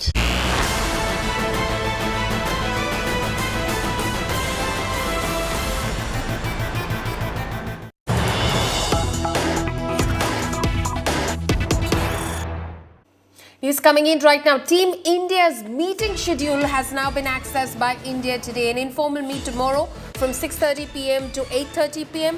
Opposition netas to meet over dinner after the meeting, and key India meet on the morning of September 1st. Sharad Pawar and Uddhav Thackeray are to brief the media over the agenda today. Mamata Banerjee is to have dinner also while she is in Mumbai with Big B and Jaya Bachchan. My colleague Mustafa Sheikh is bringing us this latest update. Mustafa, tell us more about the itinerary for this India Alliance meet. Well, yes, follow me. Tomorrow afternoon is when the leaders from all over the country will start to arrive. 5 chief ministers, other party leaders, about 27 parties are going to join this India meet in Mumbai. And we have been told that some Northeast parties have also asked to be part of an alliance, whether their names are announced or not. On the first day or the second day, there is an inauguration of a logo which is going to take place in the informal meeting. It's likely that agendas like having a coordination meeting, the probable faces for being a conveyor, and also the other like seat distribution and other things are likely to be discussed. Remember that yesterday Mamata Banerjee had raised a very important point about that Lok Sabha elections can be preponed and happen in December, whether that can become a part of a discussion or not. Leaders have already started to arrive in Mumbai. Yesterday we saw Tejasvi Yadav, Lalu Yadav. This morning, Farooq Abdullah and other leaders will start coming, and by tomorrow afternoon, all the leaders will be at Grand Hyatt Hotel, where they will be welcomed by Mahavikas Aghadi leaders like Uddhav Thackeray and Sharad Pawar. Both these leaders will be briefing the press this afternoon about what is likely to be the schedule of this event and also the focus areas for this entire meet to take place. Back to you, Pauline. Mustafa, thank you so much for bringing us all of those details from Mumbai. It's in fact Mission 2024 Lok Sabha polls, which is in top gear. Now, ahead of that mega opposition meet in Mumbai, suspense brews over who will be the India Alliance convener. Rashtriya Janata Dal chief Lalu Prasad Yadav launched a scathing attack on Prime Minister, saying he's going to catch the throat of Modi. Now, the question still remains who will be convener. Janata Dal United suggested that Congress chief Mallikarjun Kharge should take on the role of being the national convener, while Uddhav Sena put forward Bihar Chief Minister Nitish Kumar's name, but Nitish has now declined any such position. Remember, Team India's third meeting will be held in Mumbai on August 31st and September 1st. The opposition bloc are expected to chalk out their strategy, deciding which party will contest against the BJP, detailing seat-sharing plans. Mumbai में नरेंद्र मोदी के Nutty पर चढ़ने जा रहे हैं हम लोग आज का दिन नरेंद्र मोदी के नट्टी पर पकड़े हुए हैं एकदम हटाना है। देखिए, जब 26 दल हैं तो निश्चित रूप से सीट शेयरिंग होगी।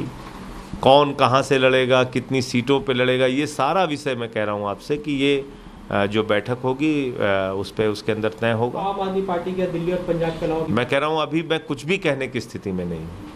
जब बैठक होगी उस बैठक में जो बातें तय होंगी आप लोगों को बताया जाएगा। 1 तारीख को बाकायदा प्रेस कॉन्फ्रेंस करके बताया जाएगा। कन्वीनर के देखिए, घमंडिया गठबंधन का चेहरा कौन यही पता नहीं। हर कोई जिम्मेदारी से भागता है क्योंकि उनको पता है वो हारेंगे, आएंगे तो मोदी ही। Thank you so much. LPG subsidy fuels political fire. Centre slashed the prices of LPG cylinders by 200 rupees for the common man and an additional 200 subsidy for all Ujjwala beneficiaries. While Prime Minister Modi calls it a Rakhi gift, opposition calls it a jumla ahead of polls. Prime Minister Modi hailed the move and said that the festival of Raksha Bandhan is the day to in fact increase the happiness in our families, and the price cut would benefit the sisters of our country and make their lives easier. Meanwhile, Team India has upped the ante against the centre over LPG price cut, alleging it is a election gimmick. Now, the Congress took a dig at Prime Minister Modi's government, alleging gifts reflect Prime Minister's desperation. Sharpening the attack, West Bengal Chief Minister Mamata Banerjee said that the price cuts came after 2 India alliance meets, which showed that the NDA was afraid of the India bloc. Rakshabandhan की पूर्व संध्या पर एक ऐतिहासिक और अभिनंदनीय निर्णय लिया है, जिसके तहत उज्ज्वला योजना के लाभार्थियों को प्रति सिलेंडर 200 रुपये की छूट और 75 लाख नए कनेक्शन देने की घोषणा सर्वथा उचित और अभिनंदनीय निर्णय है। देखिए, ओणम और रक्षाबंधन के पावन अवसर पर ये त्योहार खुशियों भरा हो, बहनों के जीवन में और खुशियां आए, तो भाई नरेंद्र मोदी जी ने प्रधानमंत्री के रूप में 200 रुपये गैस के सिलेंडर की कीमतों को कम किया है। 1100 रुपये में मिलने वाला सिलेंडर अब 900 रुपये में मिलेगा और 75 लाख नए सिलेंडर उज्ज्वला योजना के अंतर्गत देश भर में बहनों को दिए जाएंगे और उनसे कोई पैसा नहीं लिया जाएगा। समूचे एलपीजी कंज्यूमर की, डोमेस्टिक कंज्यूमर की हितों को ध्यान में रखते हुए आज प्रधानमंत्री नरेंद्र मोदी जी ने अपने बहनों को राखी का गिफ्ट दिया, राखी का सौगात दिया। 200 रुपया की आज की प्राइस से कटौती करके जिम्मेवारी लेके प्रधानमंत्री जी ने एक ऐतिहासिक और सही कदम उठाया है। 1150 रुपए के आसपास देश में सिलेंडर मिलता है। 200 के बाद भी वो कितने का हुआ? 950 का। और राजस्थान में 74 लाख परिवारों को 500 के अंदर गैस का सिलेंडर मिल रहा है। मोदी जी, अभी भी आप में और अशोक गहलोत जी में और आप में और कांग्रेस की सरकारों में गैस सिलेंडर के अंदर 450 रुपये प्रति सिलेंडर का अंतर है। ये ऊंट के मुंह में जीरे के समान है। ये नाकाफी है और कमी करनी चाहिए थी। या जो कमी का दावा कर रहे हैं और क्रेडिट ले रहे हैं, वो आज भी एक गरीब के लिए बहुत महंगी चीज़ है। पेट्रोल की कीमत भी कम नहीं हो रही है, डीजल की कीमत भी कम नहीं हो रही है और G20 के लिए करीब 3,500-4 हज़ार करोड़ रुपए खर्च किए जा रहे हैं। अगर वही पैसा गैस सिलेंडर में दिया जाता तो गैस सिलेंडर 300 रुपये में आ जाता। Right, we're getting pictures now from Chennai Airport where chess whiz kid Pragnananda has arrived. He, of course, after having secured that silver medal for India at the World Chess Championships. My colleague Shilpa Nair is now joining me live from Chennai Airport. You can see the arrangements over there. People waiting, in fact, to give a warm welcome to Pragnananda. Shilpa, you're at the airport. What sort of arrangements have been made for the homecoming of the chess whiz?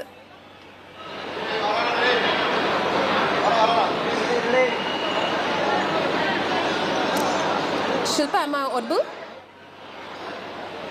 Okay, we'll try and reconnect with my colleague Shilpa. As you can see, she's reporting over there. You see those banners and those posters that are being held up by school kids who seem to have arrived at the Chennai airport with the tricolour in their hands after Pragnananda, in fact, gave a phenomenal fight to the world #1 Magnus Carlsen in Baku, Azerbaijan. India is celebrating his success and a rousing welcome awaits Pragnananda as he is expected to arrive shortly at Chennai airport. You can see those images of the posters and banners that are being held up by those who are awaiting his arrival at Chennai airport.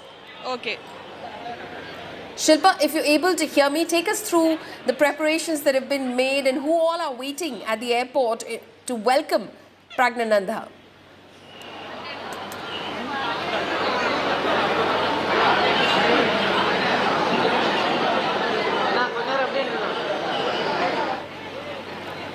Okay, so those are, of course, pictures of the homecoming arrangements. Welcome Indian chess grandmasters, say those banners, pride of Tamil Nadu, silver medalist Pragnananda. Those are the banners that are being held up by those school kids who, in fact, seem to be waiting at the airport with bated breath to welcome 18-year-old Pragnananda, who, in fact, clearly gave a very, very tough fight to world #1 in chess, Magnus Carlsen. Okay, those images now of Pragnananda, who has in fact arrived at Chennai airport. You can see he has reached Chennai airport. He is accompanied by his mother, in fact, who was there as a solid support system for him throughout this tournament, where he made India so very proud. And you can see those celebrations. Let's stay with some of those pictures.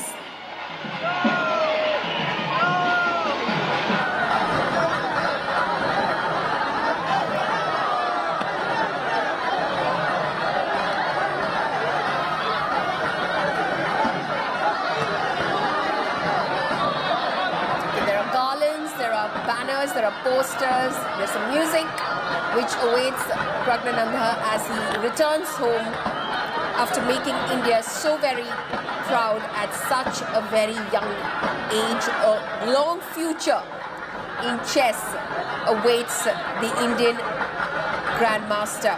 Shilpa, my colleague, is now joining me live from Chennai Airport. Shilpa, tell us more about these moments where everyone seems to be waiting with bated breath for Praggnanandha to step out.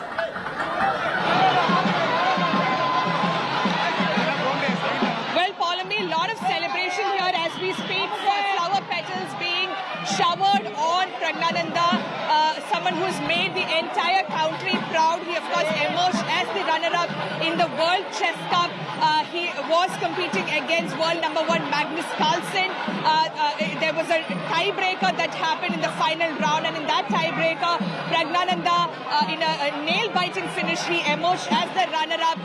Even though he's emerged as a runner-up, he couldn't win the title. He's won a lot of hearts. He's won 1 billion hearts, and that is what you're seeing on your screens right now. The kind of welcome that he's getting at the Chennai International Airport right after the World Cup. Praggnanandha, of course, went to Germany for another tournament, and after completing that tournament, he has now arrived at the Chennai Airport, where a lot of students, lot of officials from the sports department of Tamil Nadu government giving him a grand welcome. Students from his alumni school, the Velamal school, also here at the Chennai Airport to welcome Praggnanandha.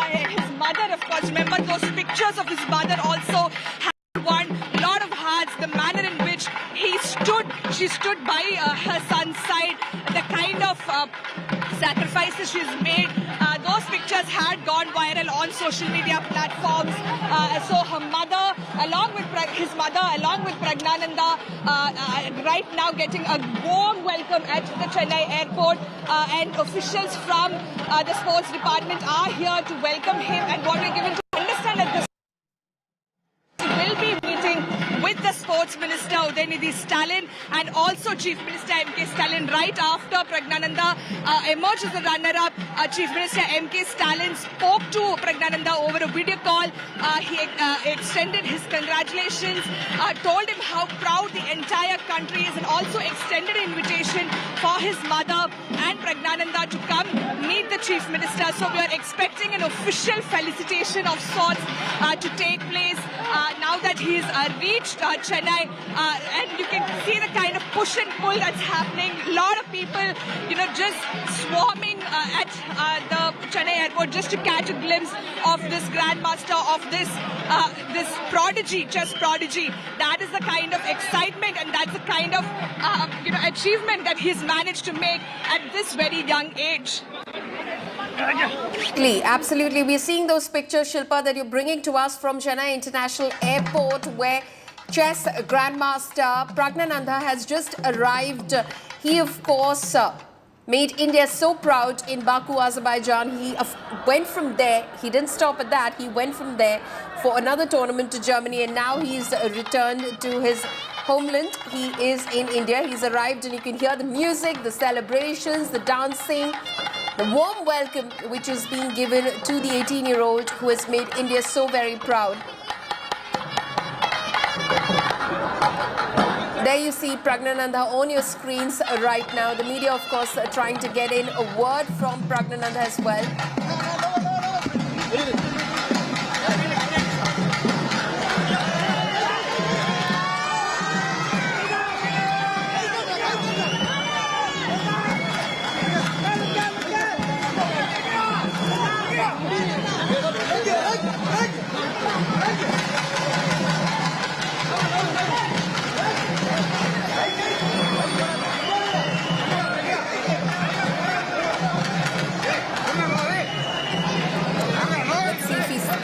Media, that's Praggnanandha on your screens right now after having stepped out of the airport.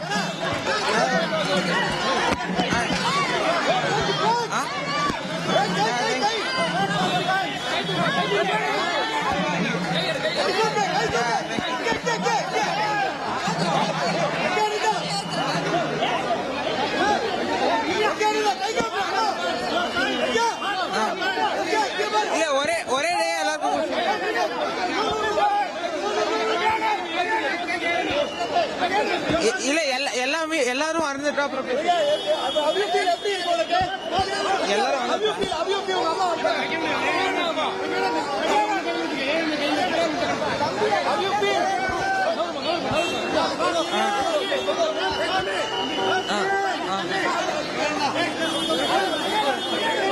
Pragnanandha as well, as he of course acknowledges. This is such a grand reception.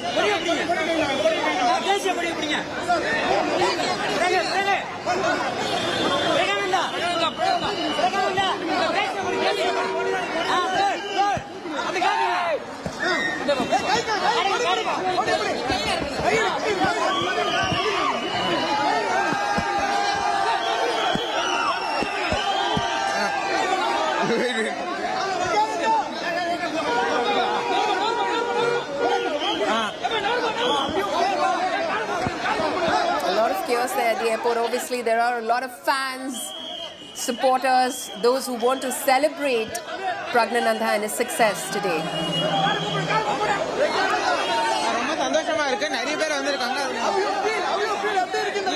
Yeah, I'm very happy.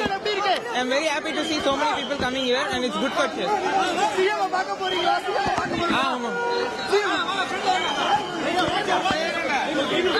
அடுத்தது rating increase பண்ணி world championship title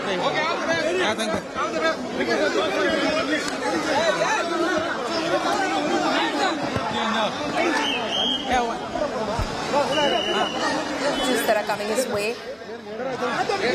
saying, I'm very happy to receive such a grand reception. I'm happy that so many people have come here to receive me.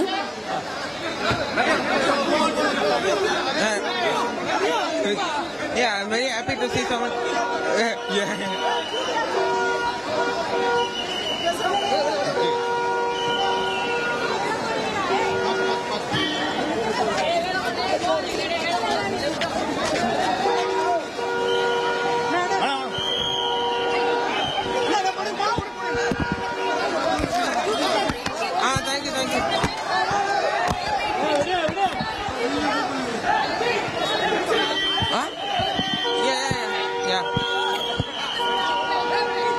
Yeah, it feels really great. I think it's good for chess. Yeah, it feels really like a current moment because I have been here with them, like looking up at different people. Now it's good to see that I am there. The exclusive, my colleague Shilpa there speaking with Pragnanandha. He says it's a big moment for chess. He of course looked up to so many of them, those chess players, those stalwarts, idolized them. He's happy to see himself somewhere up there now. So that is of course Shilpa catching in a word with Pragnanandha. Pragnanandha saying he's very happy to receive this grand reception at the Chennai airport as he arrived earlier today. You can see those pictures from just a few moments ago when Pragnanandha, the chess prodigy, arrived in India after having made the country so very proud with the silver medal from the World Cup in Baku. Shilpa, my colleague, is joining me live from Chennai. Shilpa, you had a moment over there where you spoke with Pragnanandha. He of course said that this is a big moment for chess. Well, absolutely. It is a big moment for chess. It's a big moment for India. I mean, he's just 18 years old and look at the kind of achievements he's, conquered already. He's emerged as the runner-up in the World Chess Cup. He was, of course, up against world number 1 Magnus Carlsen. And to be honest, his own family didn't think he would reach the final round because when we spoke to the family members, especially his father, his sister, Vaishali, who's also a women grandmaster, they themselves said, we did not anticipate him going through the final round, getting till the final round. And, competing against Magnus Carlsen in itself is a big achievement in a final round. And that too, it was not an easy final even for Magnus Carlsen. There was a tiebreaker that happened. It was a nail-biting finish that took place. And it was in that nail-biting tiebreaker that Magnus Carlsen, of course, emerged as a winner. But Pragnanandha has all reasons to be happy. His parents and everyone in India has all reasons to be proud because the kind of achievements this 18-year-old prodigy has brought for India is just it's quite remarkable, if one can say so. And that is the reason why we saw the kind of celebrations that are taking place here at the Chennai airport. Normally Pragnananda has won many titles, but this time around we saw massive celebrations, art performances being put up, sports officials from the sports department coming here at the Chennai airport themselves. And we are, of course, getting to know that there will be an official felicitation ceremony from the side of the Tamil Nadu government. The Chief Minister had spoken to Pragnananda and his mother right after he emerged as the runner-up. And the Chief Minister has invited all of them to come and meet him at the Secretariat. So that, of course, will take place, is what we're being told by the officials. But a big moment for Tamil Nadu and for the entire country at this point in time, because the chess prodigy has returned home. That's right. Shilpa there, of course, bringing us that live report from Chennai International Airport, where Pragnananda just arrived a short while ago. Those images on your screens. Shilpa, thank you so much for bringing us that report. We're leaving you with these pictures of the chess prodigy who's returned home victorious in our eyes.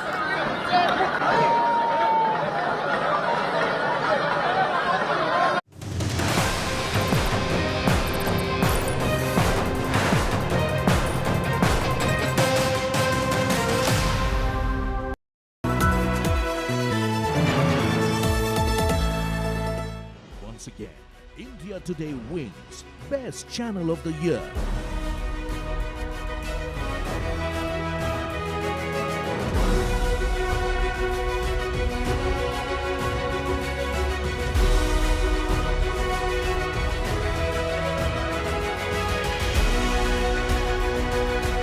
Thank you very much, viewers, for making the India Today Group the most awarded TV news network at the ENVA Awards 2023.